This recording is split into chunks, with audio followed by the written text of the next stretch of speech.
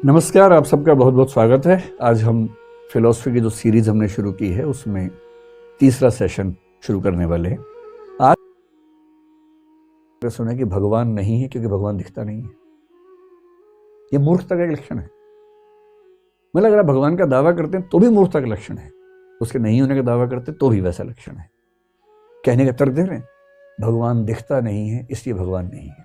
अरे भगवान अगर होगा और मजे लेना चाहिए आपके तो ऐसा कर सकता है कि आपको ऐसा बनाए कि 5 इंद्रियां दे और छठी इंद्री जिससे वो ज्ञात होता है वो ना दे आपको, और आप ऐसे घूम रहे हैं कि भगवान नहीं, भगवान नहीं। कल्पना कीजिए, एक शहर के बारे में सुना मैंने, जब बचपन में कहानियां सुनता था, आपने भी सुनी होगी कि एक देखने वाला आदमी अंधों के शहर में चला गया है। आपने सुनी है कहानी? हमारे स्कूल में थी ये कहानी, मुझे इसका कहानी का नाम ध्यान नहीं है, मैं आपको समझाता हूँ। एक आदमी है, उसकी आंखें ठीक आदमी है, एकदम स्वस्थ आदमी है, गलती से एक जगह चला गया जहां कोई नहीं देख सकता है। कोई ऐसी प्रॉब्लम हुई होगी, कोई पेंडेमिक हुई होगी, वहां एपिडेमिक हुई होगी, उसके बाद से कोई देख ही नहीं सकता है। और एज्यूम कीजिए कि 10,000 साल से उस परंपरा में किसी ने देखा ही नहीं, तो वो लोग ये भूल भी गए कि कोई देखता था हमारे यहाँ। उनको देखना पता ही नहीं क्या होता है, और ये आदमी चला गया। अच्छा, वो देख नहीं पा रहे तो उनकी बाकी इंद्रियां ज्यादा स्ट्रांग हो गई हैं, तो उससे सारा काम चला लेते हैं। भाई कितने जीव हैं जो नहीं देख पाते हैं? 3 इंद्रियों वाले जीव, 2 इंद्रियों वाले जीव काम चलाते हैं वो भी अपना, इससे क्या फर्क पड़ता है? हम देख पाते हैं। तो 5 इंद्रियों वाले जीव कौन है? मनुष्य है, जैसे गधा है, कुत्ता है, घोड़ा है, ये सब तुलना मत कीजिए, लेकिन हाँ, हम कुछ ही जीव हैं जो 5 इंद्रियों वाले हैं, हम उस कैटेगरी में सबसे समझदार जीव माने जाते हैं। ठीक है, अब एज्यूम कीजिए कि आप एक ऐसी सभ्यता में गए जहाँ कोई देख नहीं सकता। अब वो आदमी गया, मैंने कहानी स्कूल में पढ़ी थी, स्कूल मतलब सिलेबस में थी हमारे। अब वो आदमी वहां गया, कुछ लोगों ने उसको पकड़ लिया कि कोई विदेशी आ गया है। उसने पूछा आप लोग देख नहीं पाते? वो आपस में क्या बात करें कि ये कुछ ऊल जरूर बोलता है। कह रहे देख नहीं पाते, ये क्या होता? अरेस्ट करो, उसको लेके चलो। पुलिस के पास लेके कंप्लेंट क्या लिखवाएगी कि ऊल जलूल तरीके से बातें करता है, कहता है देख नहीं पाते, मीनिंगलेस बातें बोलता है। वो पुलिस वाले से ऐसे कह रहे भैया मैं सच में देख पाता हूँ, आप भी नहीं देख पाते? पुलिस वाला कह रहा गवाह मैं ही हूँ कि ये ऊल जलूल बात करता है, मेरे सामने भी कर रहा था। अरेस्ट हो गया, केस चला, जजेस की बेंच बैठी थी, वहां जज ने पूछा भी क्या बात है, वकील ने पूछा क्या बात है, उसने कहा अरे सर मैं देख सकता हूँ, आपको पता नहीं है देखना क्या होता है, मैं आपको देख पा रहा हूँ, आप मेरे सामने बैठे हैं, आपने ऐसे कपड़े पहने, मैं आपको देख पा रहा हूँ। जज आपस में बात कर रही है, सही आरोप है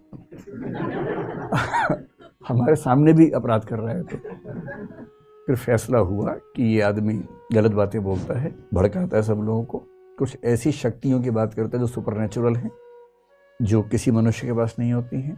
ये ओझा किस्म का आदमी लग रहा है, तांत्रिक किस्म का आदमी लग रहा है, और ये समाज को परेशान कर रहा है, इसको कड़ी से कड़ी सजा दी जानी चाहिए। तो 10 साल की कैद दे दी उसको। लो भाई, अब वो परेशान है कि यार मैं तो सच बोल रहा हूं कि मैं देख पा रहा हूं। तो इसके नेक्स्ट लेवल पर चले जाइए, क्योंकि हम तो देख पा रहे हैं ना।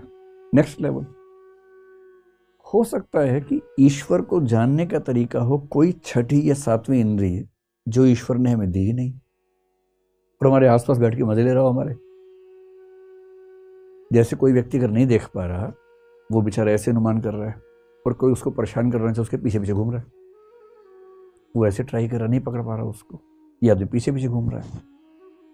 ये भी तो हो सकता है ईश्वर हमारे पीछे पीछे मजे ले रहा हो हमारे, क्योंकि उसने हमें वो शक्ति दी ही नहीं जिससे हम उसको जान सकें।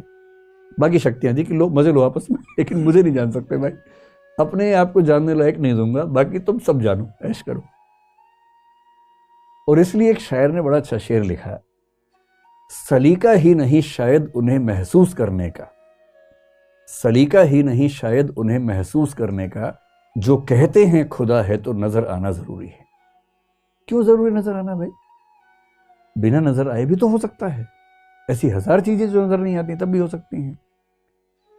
इसलिए स्पिनोजा की बात समझनी है तो एज्यूम कीजिए कि ईश्वर है जिसके पास हजारों लाखों असंख्य गुण हैं,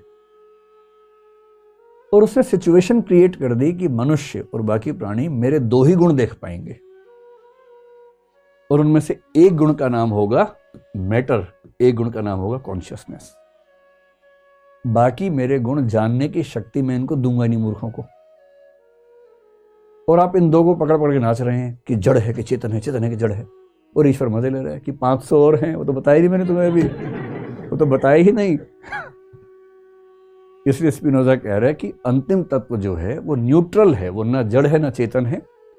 हमारी लिमिटेशन है कि हम उस न्यूट्रल की केवल 2 पावर्स को देख पा रहे हैं,